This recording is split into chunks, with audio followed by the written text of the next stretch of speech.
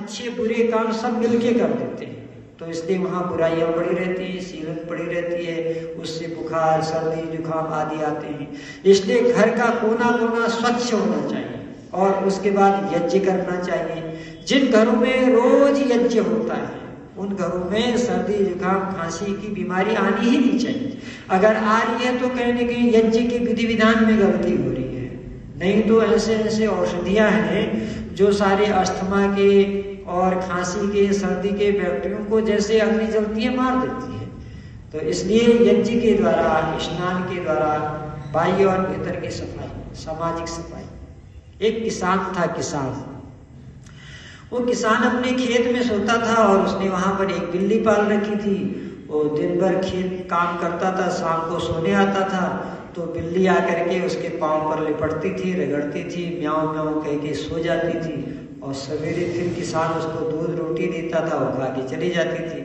तो एक दिन किसान का बेटा आया, उसने कहा पिताजी आज मैं आपके साथ सोऊंगा।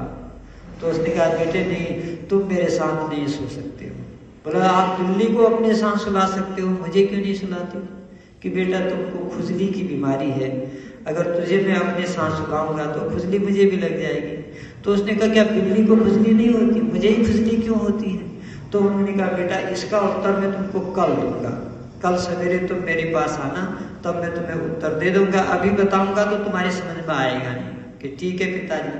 तो दूसरे दिन वो सवेरे सवेरे गया तो बिल्ली आई और उस बिल्ली ने जो है उसके पाँव में रगड़ मालिश की, म्याऊं म्याऊं किया। फिर उसने दूध और रोटी बिल्ली को दी। बिल्ली ने जितना खाना था खाया, उसके बाद बिल्ली का पेट भर गया।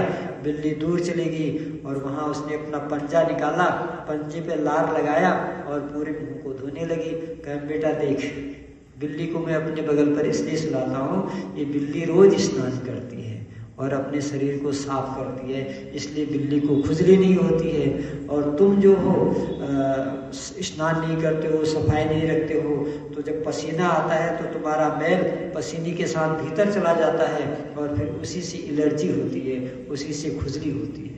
बालक ने कहा वाह, बिल्ली से तो बहुत अच्छा हमने सीखा, अब हम भी बिल्ली की तरह रोज स्नान करेंगे। उसने रोज स्नान शुरू किया।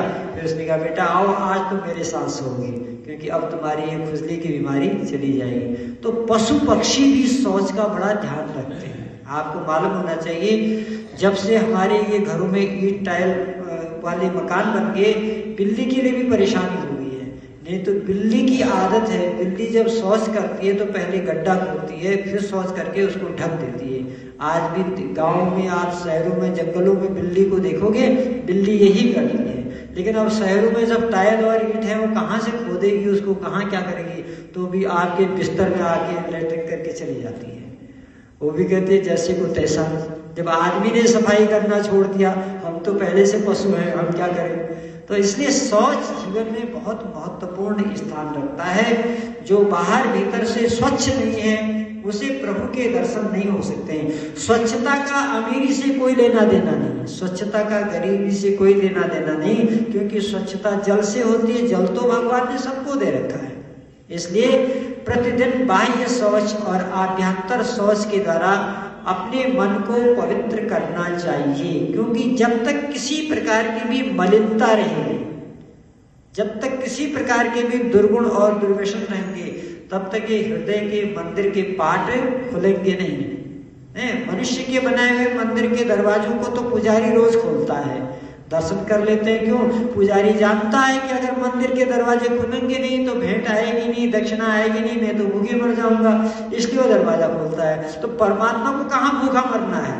परमात्मा तो सबको खिला रहा है। वो कहता है दरवाजे तभी खोलूंगा जब बाह्य शौच बढ़िया होगा, आभ्यंतर शौच बढ़िया होगा, तब तुम्हें दरवाजे खुलेंगे और तब तुम उसमें परमात्मा को देख सकते हो। अगर पाप में आपका दिल नहीं है, अगर पाप में आपका दिल नहीं है, तो ईश्वर का मिलना भी मुश्किल नहीं है। अगर पाप में आपका दिल नहीं है, तो ईश्वर का मिलना भी मुश्किल नहीं है। जिसे दुनिया कहते हैं